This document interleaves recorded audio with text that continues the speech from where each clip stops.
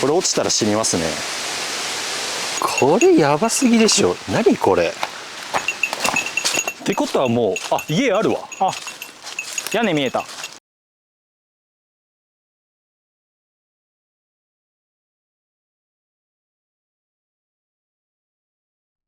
京丸集落は静岡県浜松市天竜区春野町に存在する廃村です。古くから隠れ里として知られており、遠州七不思議にも数えられる京丸牡丹の伝承が語り継がれる地でもあります。かつては柳田国男や折口忍もこの地に訪れており、京丸牡丹の伝承がいかに多くの人々の関心を集めていたかがうかがえます。今回はこの山深い地にひっそりと眠るこの小さな集落を実際に訪れ、その伝承について調査しました。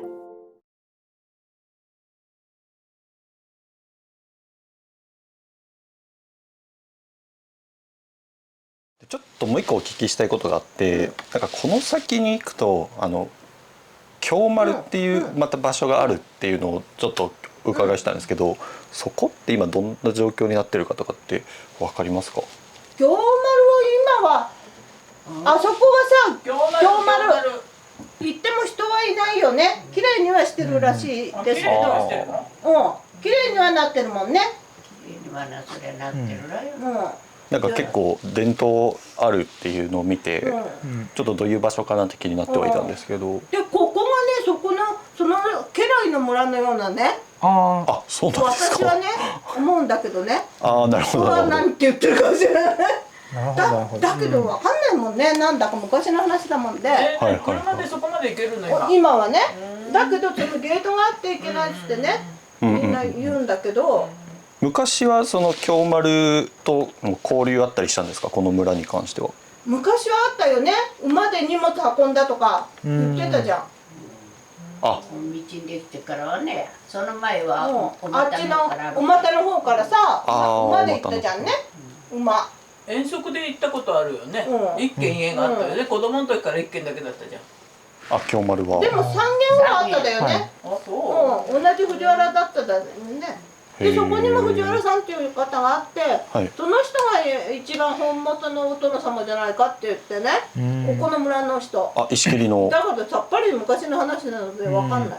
まあ小俣の方も今はもう誰も住まれてないですよね。わからんね。小俣はお母さんの親の実家だよね。あ、そうなんですか。お母さんのじゃあもうお母さんは小俣出身の親の子供。あ、そっか。でそのお母さんのお母さんがまた別のところ行かれてっていうことで、そこが出身地になる。お母さんのご時間もしかしたら偉いとこかもしれないですよね。お母さんのご実家はお嬢様だったかもしれんね。あのばあばお嬢様だったかもしれんね。お母さんは違うけどね。お母さんの親はお嬢様だったかもしれない。結構由緒ある。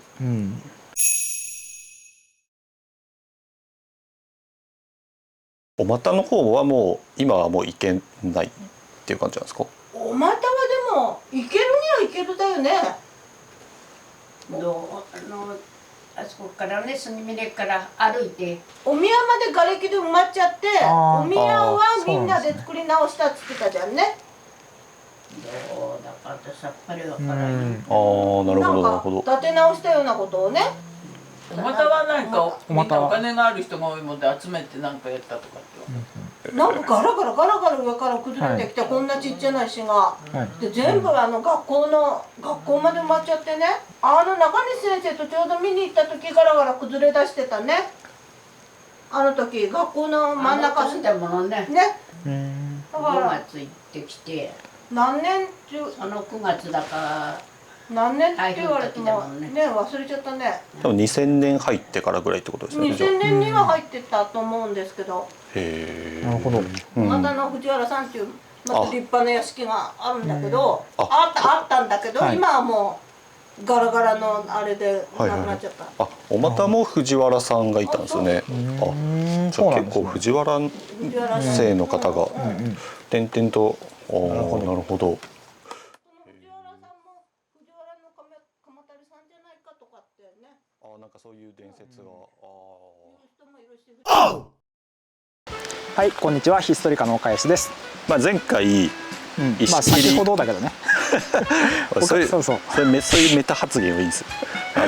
石切りで住民の方の話を聞かせていただいて、ちらっと京丸っていう集落のお話も出たと思うんですけど、いや僕はその京丸をネットで見た時にこれは行かないかんなと。っていうのも伝説があるんですよ。遠州の七不思議、そうその中の一つに京丸ボタンっていうボタンの花、っていう伝説があって、まあ、詳しくはちょっと今からナレーション入ります。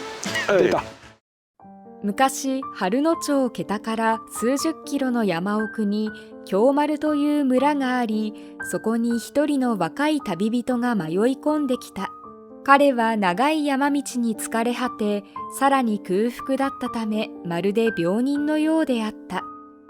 旅人が村の村長の家を訪ねると、彼の事情を聞いた村長は親切にいたわり、食と宿を与えた。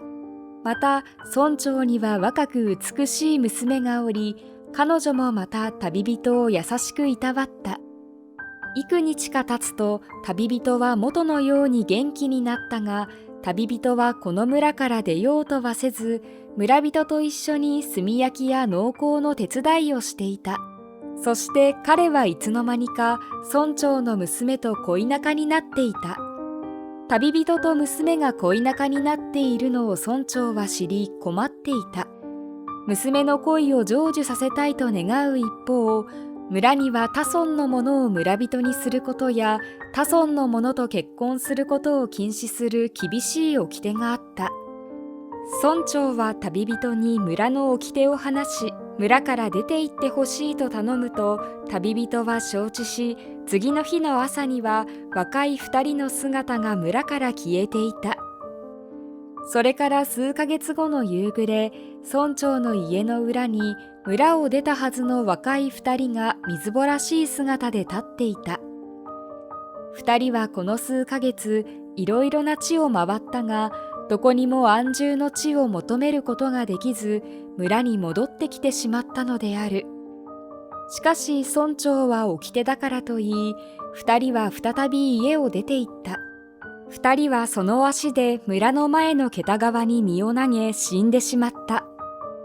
その後命日になると、行き場のない2人の魂が大きなボタンとなって桁川の淵を彩っている。まあ、今聞いてもらった通り、まあ、こういう伝説がありますと。でその伝説の集落がこの奥にありますというところですね。まあ、途中まで車で来たんですけど、まあ、ここからはちょっと車両通行止めになってるんで、まあ、歩いていくしかないっていうところ、まあ、多分5キロぐらいだと思うんだけど、余裕ですね。まあそんな感じで、まあ、その伝説の集落っていうのをちょっとこの目で見てみたい。やっぱ前回の石切りの動画見てもらった方は分かると思うんですけど、やっぱ石切りの集落の方ともね、あと小俣っていう集落がもう一個あるんですけど、まあいろいろ交流あったりして、まあうだうだここで喋っててもしょうがないんで、行ってみましょうか。早速行ってみましょう。バイクが通った跡があります。登山道みたいなんで、どうやら結構あるあるだよね。その廃村登山道になるみたいな。まあなんか古道がそのまま登山道になるんだろうね、きっと。なんかすごい谷が、いやすごいな、本当だ。これ落ちたら死にますね。岡安さん気をつけてくださいよ。どんくさいんで、あなた。いや、なんかバランス整えてきたので大丈夫です。なんか僕のバランス感覚が悪いのは骨盤のせいだったらしく、骨盤矯正したんで多分大丈夫。今日のために。趣のある滝ですね、これ。趣あるよね。なんかここにもうさ、椅子とか置いてさ、半日ぐらい見れるもんな、俺。半日は無理だ。いやすごいよこれ。まあ、半日って12時間で無理だな、それは。無理だ。なんかありました。いやこれ京丸山すぐそこ。すぐそこ3時間ってさ。ここから3時間。3時間ってすぐそこなんですかね。それ感覚がバグってんのかな。登山の人だから。そう集落はもっと手前にある。ここにもありますね。京丸山、ね、見落とさないようにしてある。2021年5月9日、最近ですね。5月時点ではこっちだったんじゃない。あれこれってこと？これか。そういうこと？これどうなんだろうね。これでも道っぽくしてあるよね。これ明らかに道だよねこれ。まあちょっと先様子見に行ってみますか。様子見ね。そう無理そうと思ったら引き返しましょう。そう早めにそれはちょっとおとなしく、無理そうだったらこっちに行くと。はい、行ってください。歩いた形跡はないが。ね。すげえ道だぜ。でもやっぱ登山道だからさ、目印あるんだよね。ピンクいあ迷わないようにちゃんとしてくれてるから、やっぱそこは安全ですよね。もう本当尾根伝いに行く感じだろうね。だから尾根まで行っちゃえば。どっちこれ？こっち？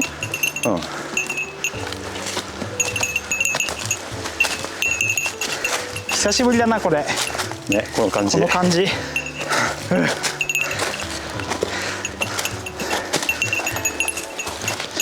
これ山頂行っちゃうんじゃない？普通に。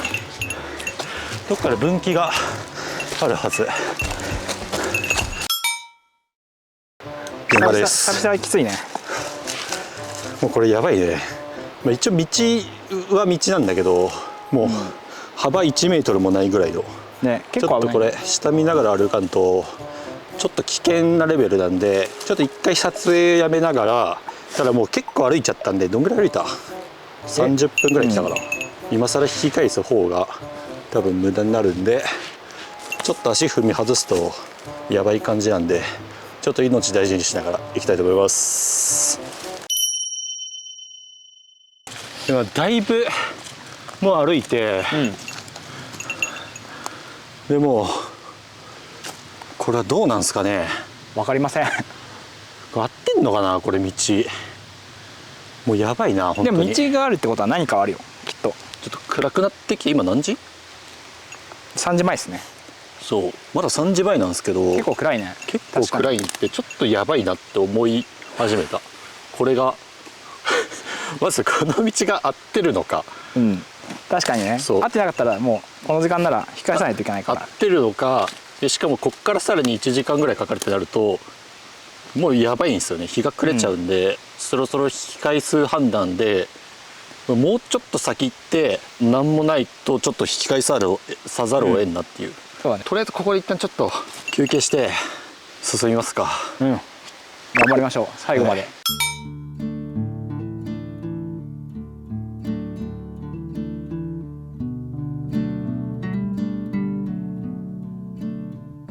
現場です。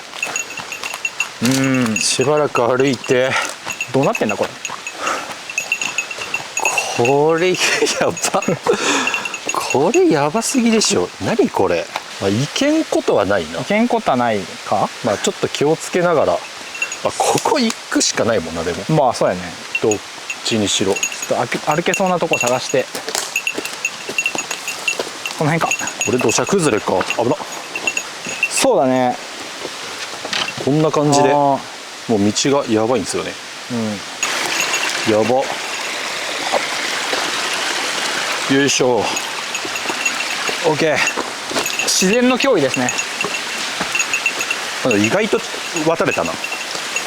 こんな感じでもう道が崩落しちゃってる。なんか建物あるわ。あれ建物じゃない？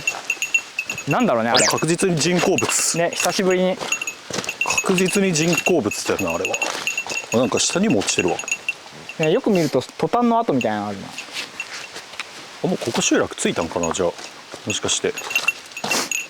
なんか畑っぽくないあれ。なんかありますよね明らかに。どうなんだ。お墓みたいなのあるわ。お墓だ。ってことはもう家あるわ。屋根見えた。着いたんだこれは。あったね伝説の。本当にあったじゃん。めっちゃ歩いたな今日も。久しぶりに。ちょっと山の免疫落ちてたからな。いやでも本当すごいところにあるねこれね。これが隠れ里と言われてた。今までのところよりも辺境の可能性あるよねこれ。これさっき上から見た。多分そうっす。立ち入り禁止って書いてあるんで、ここからはこれね、指導につき指導。これが指導ってことね。ここから先は行っちゃダメなんですよね。この1世帯とこれは離れかな。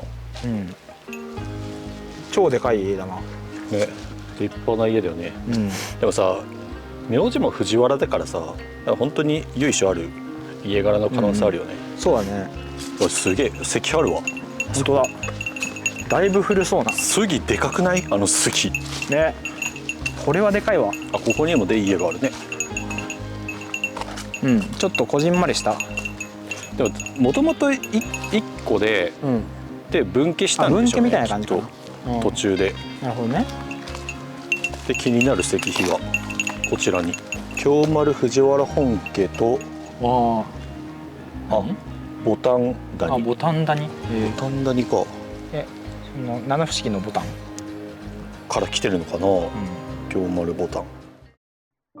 京丸ボタンの伝承が一体どこから発祥したのかは謎に包まれていますが、古くは江戸時代からたびたび旅人の口派に上り、徐々に世間へ広まっていったものと思われます。伝承に登場するボタンの花については、演歌祈願をはじめとする数々の書で言及されており、京丸にほど近い秘境の谷間に存在する大木に咲く純白の花で、その大きさは唐笠ほどもあり、実に3尺にも及ぶとされています。また60年に一度咲くとも、天変地異の前兆として開花するとも言われ、これらは京丸が容易にはたどり着けない奥地に存在したこととも相まって、伝承が広まっていく過程で徐々に脚色され、人々のロマンをかきたてる形へと変容していったものと思われます。その存在については大いに疑問が残るものの、京丸藤原宗家18代当主であり、集落最後の住人でもあった藤原忠則氏は、後に当時16歳であった1914年5月に、雨の朝、あのボタン谷に唐笠ほどの大きさの白い花をはっきり見たと語っており、これは京丸ボタンを実際に目撃したとされる唯一の証言でもあります。また、ボタン谷にほど近い岩岳山には白ヤシオの群生地が存在しており、それらが遠方からは大きなボタンに見え、これが京丸ボタンを指すのではないかとの指摘もあります。しかし、白ヤシオが群生していることは昔から知られており、地元の住人がそれを見間違えるとは考えにくいという意見も存在し、この伝承が地元の間では根強く信じられていたことがうかがえます。ボタン谷って、これがボタン谷なんかな。この谷が、そこが藤原本家さっきあった場所なんですけど、なんか証言的には本家の正面谷挟んで、あっち側にそのボタン咲いたのを見たっていう、実際そういう記録があって、そういう証言の記録がで、今生い茂っちゃってるんですけど、昔はもしかしたら開けててここが見渡せたのかもしれないね。あっちの山がそんなに大きな花が咲いてたのか。ここから見て視認できるぐらいなんで、相めちゃくちゃでかいよね。当大きいボタンの花ってことですよね。まあ伝説になるぐらいなんで、ここが一番開けてるかもな。もしかしたらこっから見たのかもね。あっちの山を見渡した時に見えたのかもね、もしかしたら。こんな山奥なのに放置されてる感じはないよね。もっと家なんて潰れててもおかしくないけどさ、しっかり立ってるんで。でこの杉の木はね、やばいんですよ。これは天然のあれなのかな。これやばい。昔から生えてた。ちょっとお買いやすい日してください。いつもの定番になりつつあるが、あ、でもね、これまでのよりでかいわ。これやばいよね。すご。なんか農家に神社っぽいこの巨大杉の、これ多分ご神木で神社だよね、これきっと。参道とかもないね。なんかこう、なんかそうだよね、アクセス、正しいアクセスの仕方が。神社か、倉庫かな。なんか書いてあるよ。名古屋って書いてある。森電気製作所。森電機製作所。書いてある。モーターかなこれ。絶対うちらの視聴者分かる方いるんで、多分誰か教えてくれると思う。すごいな、いつもありがとうございます。これなんだろうね。これもなんかパイプっぽい、機械的ななんか建物あったのかな、この辺ね。1599年の検地帳によると、当時は20戸余りの集落であったとありますが、現在この地にそれほどの戸数が存在したことを示す遺構は残されていません。京丸は往々にして近隣の小俣と同一の村として扱われていた節があることから、この記述も小俣京丸両村の戸数であった可能性が高いでしょう。また京丸集落はその伝承も相まってその真相を突き止めようと、秘境にもかかわらずたびたび外部から人が訪れており、古くからさまざまな文書で言及されています。江戸時代に記されたとされる文書には、戸数わずか 4,5 軒ほどで農業を行うも、米は取れず冷えに小豆を混ぜたものを主食としていた。髪は女子供含め総髪であり、髭は鎌で切っていた。衣類は麻の織物で夏も寒し、旅人は一泊の礼に金銭をいくらか差し出したが、京丸の地では役に立たぬので米を求められたとあります。また昭和に発刊された郷土史には、京丸には3軒あり、うち2軒は分家であるという。本家は比較的高い丘にあり、分家は少し下にある。3軒とも大家族であり、当時は娘たちも大勢いた。娘たちは言葉も落ち着いていて、容姿もよくどこか気品を感じられた。昔は近親婚が行われていたが、まま外部のものも受け入れていたと思われる。小俣の25戸も元は京丸の者たちで、人数が増えるにつれて分かれていったのではないか。おそらく京丸の典型では3軒以上に増える見込みが薄かったのではと思われる。京丸の住人が長い間この山深い不毛の地に文化の恩恵にも良くせず、平和と礼状を重んじ秩序を保ち共存してきた事実には驚かざるを得ない。この点にも彼らのルーツである貴族的もしくは武人的な精神を伺わせるとあります。この辺はもう崩れちゃってるね、家が。3世帯って言ったからもうこの 1,2 なんかな。あれお風呂の本当だ、炊くやつだよね。あれこれのパイプか。ああなるほどね。ただその可能性あるね。これで2世帯なのかな、このお家2つで。だとしたらちょうど3世帯ですよね。瓶がある。一升瓶。一升瓶見つけました。これもミッションになったの？これミッションに、なりました。一升瓶とどんどん増える。なんかあるな。もう一軒ある。あれも家なのかな。すごいところに。これどうやって行くの、あそこに。これアクセスしようなくない？なんか上にあるんで、ちょっと上に行けそうな道を探したいと思います。多分にこのそうだね、お宅を通り抜けていかないと多分たどり着けない場所なんですよね。多分これの裏手から回れるんじゃないかっていう。そう、ただ立ち入り禁止になってるんで、実質行けないですね、あそこは。多分神社なのかなとは思うんですけど。藤原本家に代々受け継がれている位牌には文明17年のものが存在しており、このことから少なくとも15世紀末頃にはこの地に人の居住があったことがうかがえます。京丸の由来について最も有名なものが、南北朝時代の戦乱に巻き込まれこの地に逃れた藤原左衛門座なる人物が家臣と共に開いた隠れ里だという説で、この内容は京丸に建立されている石碑にも刻まれています。またこれに関連して京丸の地は領母であったという説も存在します。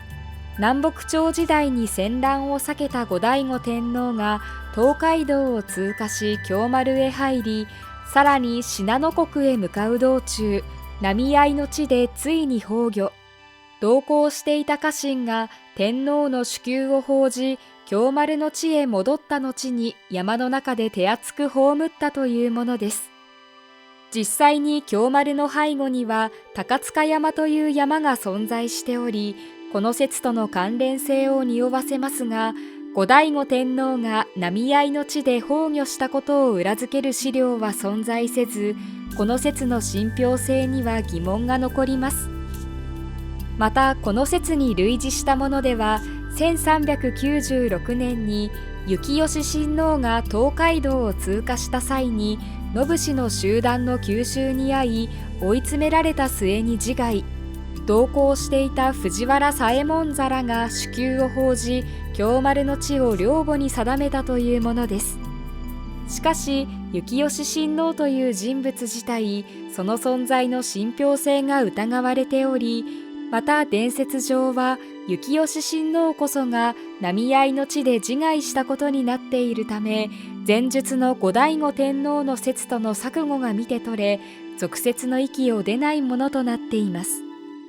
いずれにせよこれらの説に共通するのは、京丸は領母を守護するため藤原の一族が開いた集落であるとするものであり、京丸の住人も自らのルーツに誇りを持ち、実際に住人はすべて藤原姓でした。その他京丸の由来については、先に述べた主要な説の他にもいくつか存在し、平家の落人であったという説、木地師の集団であったという説、牡丹島という山賊の集団であったという説が存在しますが、いずれも俗説の域を出ません。なんか当然その当時は、隠れ住んでるぐらいだから、他の集落ともつながりなかっただろうし、そうそう、だから3世帯で本当に隠れながら住みながらっていう感じだったんだと思うんだけど、生きるためのその農作業やったりとかかな、自給自足でやってたんでしょうね、きっと。でなんか小俣の集落は、多分こっから分かれたんかな、おそらく。なるほど。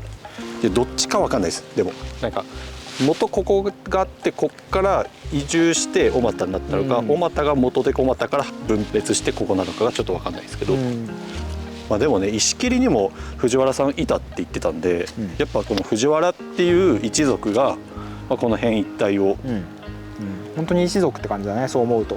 謎の多い集落でしたけど、はい、一通り集落見て回ったんですけど、やっぱそのめちゃくちゃ狭いっすね、本当。